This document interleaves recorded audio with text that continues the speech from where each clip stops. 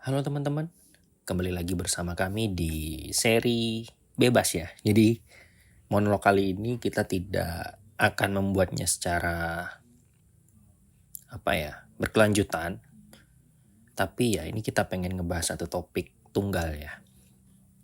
Dan topiknya berkaitan dengan kenapa filsafat itu penting dalam hidup kita. Jadi pertama-tama gitu, saya pengen bertanya ke teman-teman. Ya meskipun teman-teman tidak akan bisa menjawabnya secara langsung karena ini bentuknya monolog, tapi ya bisa nanti ditulis di kolom komentar. Jadi apakah teman-teman itu pernah bertanya ke diri sendiri, kenapa sih kita hidup? Terus untuk apa kita bekerja? Terus kenapa kita bisa mencintai? Terus kenapa kita harus berjuang? Dan kenapa kita ngerasain penderitaan?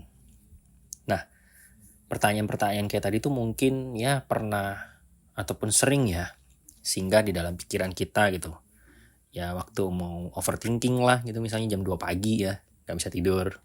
Terus pas momen-momen kayak mungkin kita ngelamun ya di depan pusat perbelanjaan, misalnya di depan Indomaret, Alfamart, kita ngelamun gitu, mikirin hal-hal kayak tadi. Dan tidak jarang juga pemikiran-pemikiran kayak gitu tuh datang pas kita lagi kehilangan sesuatu yang sangat berharga ya, di momen-momen terpuruk lah. Nah, pertanyaan itu kan pada akhirnya kalau kita lihat ya itu kan pertanyaan yang seakan-akan ada keraguan di sana, ada pertanyaan di sana, dan itu yang pada akhirnya menuntun kita pada filsafat, teman-teman. Jadi filsafat itu bukan sekedar wacana orang-orang pintar, orang-orang intelektual yang mana itu hanya ditemukan di ruang-ruang kuliah ataupun diskusi-diskusi ilmiah ya, tetapi juga sebuah hal yang bisa dibilang itu hadir kok di dalam hidup kita sehari-hari. Jadi ya filsafat itu sebenarnya nggak asing loh teman-teman, nggak asing dari diri kita. Dia tuh ada dan ya bisa kita temukan. Lalu kalau kita definisikan ya, apa sih itu filsafat gitu? Ya sampai hari ini banyak teman-teman kita di dunia akademik, terus juga para filsuf-filsuf yang mungkin ada di sekitar kita itu masih berdebat tentang definisi sesungguhnya soal filsafat ini. Tapi ya supaya kita bisa, ya kucing saya lagi birahi by the way, dia lagi musim kawin ya. Oke, kita lanjutkan. Filsafat itu kalau kita definisikan secara umum dan merujuk pada bahasa ya, bahasa Yunani, ya filsafat itu kan filosofia ya, cinta kebijaksanaan ataupun mencintai kebijaksanaan, yang mana itu berarti filsafat adalah usaha manusia untuk mencari makna, mencari kebenaran, dan memahami dunia ini secara lebih mendalam. Dan filsafat lahir dari rasa ingin tahu yang sebenarnya tidak puas dengan jawaban-jawaban yang hadir hari ini. Kalau sains itu menanyakan bagaimana sih sesuatu itu bekerja, kalau filsafat itu lebih spesifik. Jadi misalnya, kenapa sesuatu itu ada dan apa artinya bagi kita. Nah, filsafat ini juga bukan sekedar teori abstrak, tapi ya itu semacam percakapan abadi lah. Tentang hidup, tentang mati, tentang keadilan, tentang cinta, tentang pengetahuan, hingga tentang Tuhan. Dan filsafat membantu kita untuk menyusun arah hidup, serta itu tidak berhenti hanya di faktor-faktor yang sifatnya intelektual. Karena filsafat tidak mengajarkan kita untuk sekedar ngikutin arus, teman-teman. Jadi kayak kita diajarkan untuk memperhatikan lingkungan sekitar dan berani menimbang-nimbang lah. Kalau secara singkat ya, ya kita kemarin sudah bahas bagaimana filsafat itu lahir dari Thales. Mereka mencari arke-arke gitu. Nah, kita rangkum sedikit di sini.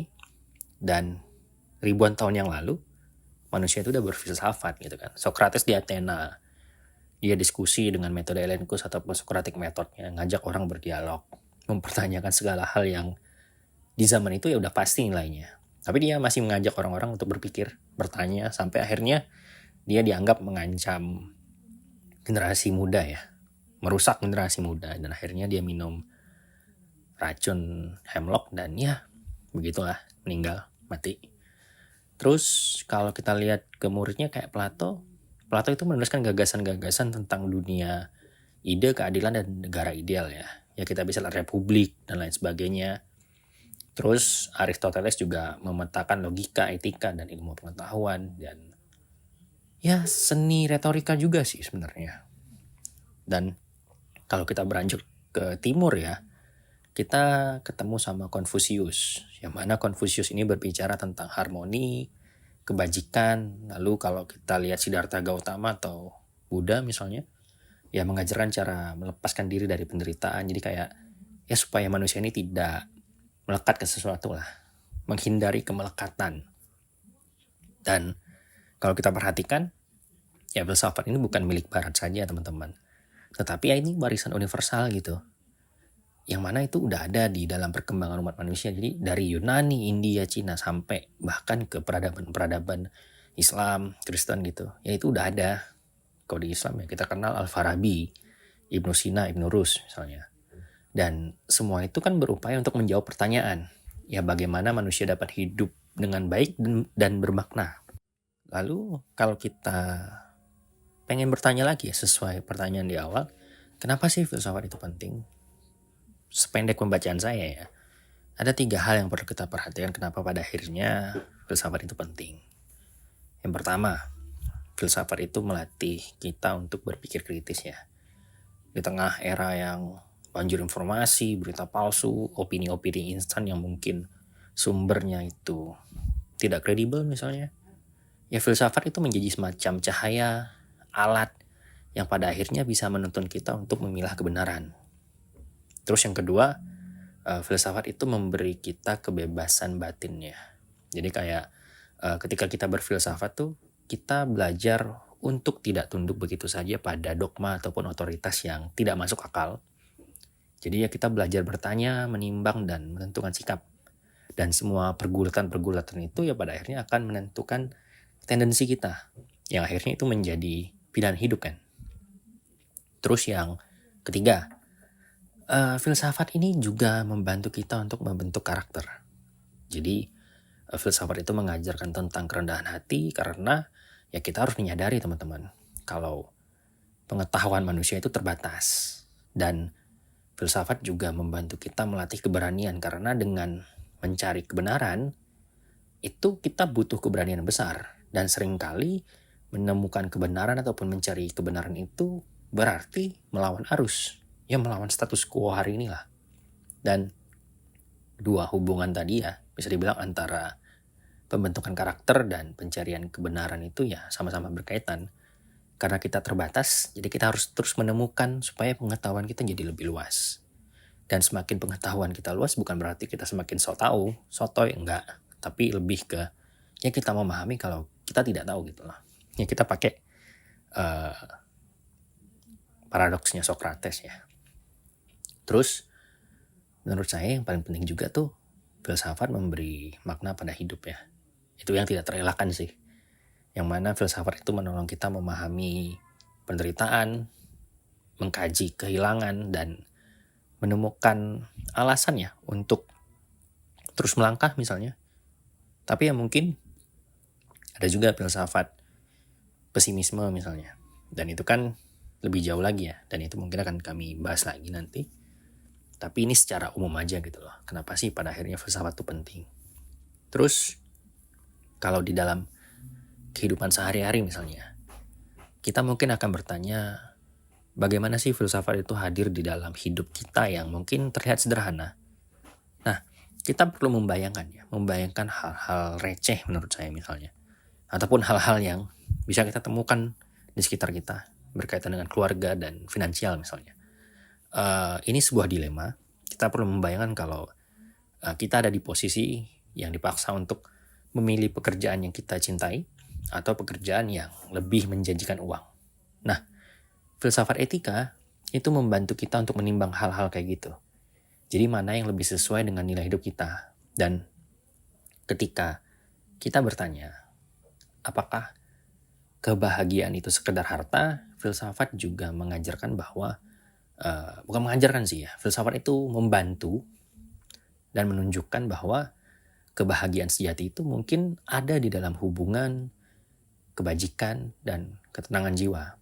Jadi tidak melulu berkaitan dengan harta ya. Walaupun ada yang berpendapat kalau ya uang, harta itu lebih berpower ya. Tapi ya itu pendapat orang, jadi ya bebas aja gitu. Terus di sisi lain, misalnya kayak berkaitan dengan lingkungan sosial ya. Saat kita membaca berita tentang ketidakadilan sosial, filsafat politik itu menuntun kita untuk berpikir, apa itu keadilan? Bagaimana seharusnya negara itu mengatur rakyatnya? Bahkan ya di dalam percintaan misalnya, ketika kita merenungkan apa arti cinta itu, ya kita sesungguhnya udah berfilsafat, teman-teman. Lalu di dunia modern hari ini ya, ataupun di dunia yang kontemporer hari ini, apakah filsafat itu tidak menghadapi tantangan? Dan jawabannya ya iya, filsafat menghadapi tantangan kok. Yang mana hidup modern ini sering membuat kita itu sibuk tanpa arah, mengejar target, angka, prestasi. Ya tapi lupa menanyakan gitu, untuk apa semua ini? Teknologi yang berkembang itu memberikan kita kecepatan, instan, bahkan jadi tools ya. Tapi hal-hal kayak gitu kan tidak selalu memberi makna. Terus juga media sosial kan. Itu kan sering juga membuat kita terhubung ya dengan banyak orang tanpa batas ruang. Tetapi kan itu juga sering menimbulkan misalnya kayak anxiety ataupun kesepian. Yang mana filsafat di dunia modern ataupun kontemporer hari ini kayak hadir untuk mengingatkan kalau kita bukan hanya makhluk yang hidup, tetapi juga makhluk yang mencari arti. Dan tanpa filsafat, ya kita ini seperti kapal yang berlayar tanpa kompas. Lalu, apakah kita perlu belajar dari para filsuf ya? Ya boleh gitu loh, gak masalah. Kita pengen belajar teorinya, kita pengen ngambil sebagian-sebagian saja ya bebas. Kemudian kalau kita mengingat tentang Socrates, sedikit banyak dia pernah berkata ya, hidup yang tidak diperiksa tidak layak dijalani. Dan itu berarti jika kita tidak pernah berhenti untuk bertanya, berenung, dan menguji hidup, maka ya kita sekedar menjalani hidup itu tanpa kesadaran gitu. Kayak I think kayak teorinya one dimensional man ya. Kayak kita fokus ke depan aja gitu, tidak melihat hal-hal lainnya. Terus misal juga kalau kita bahas Stoik, Marcus Aurelius ya, dia seorang kaisar Romawi, menulis meditation, yang mana dia berpendapat kalau ketenangan itu datang dari kemampuan kita mengendalikan pikiran sendiri. Terus kalau di timur ya ada Lao Tzu atau Laozi, ya itu banyak penyebutan ya. Si Lao Tzu ini dia mengajarkan kesederhanaan, kayak mengalir seperti air. Dan dari semua tradisi ini ya kita bisa belajar gitu teman-teman. Kalau filsafat itu bukan soal teori-teori sulit yang bercokol ataupun bertengger di mengenara gading ya. Tetapi juga cara hidup yang membebaskan, dan sebenarnya itu juga cukup praktis ya sebenarnya filsafat ini. Cuman ya ada beberapa orang yang menyajikan filsafat itu dengan bahasa-bahasa yang rumit. Tetapi ya pada akhirnya orang-orang seperti itu juga biasanya mendebat pendapat saya juga. Oh itu memang seperti itu kok penyajian bahasanya, tidak bisa disederhanakan karena akan mereduksi makna ya. At some point kita bisa setuju, tapi ya untuk memulai belajar filsafat kalau dimulai dengan bahasa-bahasa seperti itu ya terkadang itu sudah menurunkan minat seseorang dan seakan-akan filsafat itu eksklusif. Ya semoga tidak ramai lah pendapat saya ini. Dan kalau ditanya bagaimana bagaimana kita memulai untuk berfilsafat? Jadi bagaimana kita memulai berfilsafat? Jadi berfilsafat itu tidak harus membaca buku-buku yang tebal, yang rumit, yang bikin otak ngueng-ngueng ya. Tetapi bisa dimulai dari pertanyaan-pertanyaan sederhana. Misalnya apa arti bahagia bagi saya? Apakah saya hidup sesuai dengan nilai yang saya yakini? Apa yang benar-benar penting dalam hidup saya? Jadi dari pertanyaan-pertanyaan tadi itu kita bisa membaca beberapa karya klasik ya. Yang tujuannya untuk mungkin teman-teman mau mengupasnya menggunakan teori-teori lama yang sangat awal ya. Dan itu ya tidak masalah. Dan setelah dari situ teman-teman bisa mendiskusikannya ataupun sekedar ya journaling ya. menuliskannya sebagai renungan pribadi. Dan menurut saya yang paling penting itu kita harus berani dulu teman-teman. Jadi ada keberanian untuk bertanya dan kerendahan hati untuk mencari jawaban. Jadi kayak ketika kita udah ketemu jawaban yang nggak harus membuat kita menjadi sombong gitu loh. Dan filsafat ini bagi saya ya kayak semacam perjalanan ya. Jadi nggak pernah ada tujuan akhirnya. Jadi kita berjalan terus gitu. Dan kita mungkin tidak akan menemukan jawaban yang sempurna ya, yang pasti gitu. Tetapi kan di dalam proses perjalanan itu ya kita akan menemukan mungkin kedewasaan, maturity mungkin. Jadi some sort of them lah. Semacam hal-hal yang pada akhirnya bisa kita pegang untuk bekal kita di perjalanan selanjutnya. Dan kalau kita perhatikan ya, filsafat itu bukan sesuatu yang jauh dari kehidupan. Jadi filsafat itu jadi kayak semacam nafas dalam setiap pertanyaan kita. Menjadi cahaya dalam kegelapan. Menjadi kompas di momen-momen kita lagi pusing, lagi tersesat misalnya. Tersesat dalam artian kayak kita bingung nih mau mulai dari mana gitu loh. Terus di tengah dunia yang penuh dengan opini, buzzer-buzzer, filsafat itu mengajarkan kita untuk hening, ya, kayak menjauh sebentar. Dan itu bertujuan untuk membuat kita lebih bisa mendengar suara hati, menimbang dengan akal sehat kita dari berbagai literatur yang mungkin sudah sudah ada yang berkaitan dengan filsafat, memperkaya hazanah berpikir dan metodologi yang mungkin berguna di masa depan. Dan setelah berbagai macam ini kayak monolog motivasi ya, Admin Rufi jadi motivator. Dan iya, ini penutupnya cukup motivator banget ya.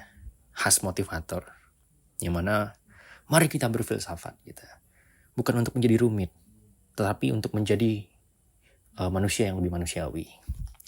Karena pada akhirnya filsafat itu bukan tentang menjawab semua pertanyaan, melainkan tentang hidup dengan kesadaran bahwa pertanyaan itu sendiri adalah anugerah. Seperti kata Plato, filsafat adalah persiapan untuk mati, namun sesungguhnya ia juga adalah seni untuk benar-benar hidup. Wow, sangat motivator. Dan ya, mungkin kalau kata-kata bijak dari saya untuk menutup monolog kali ini, ya berfilsafat secukupnya dan hidup secukupnya sih. Karena kalau yang berlebihan pasti nggak baik.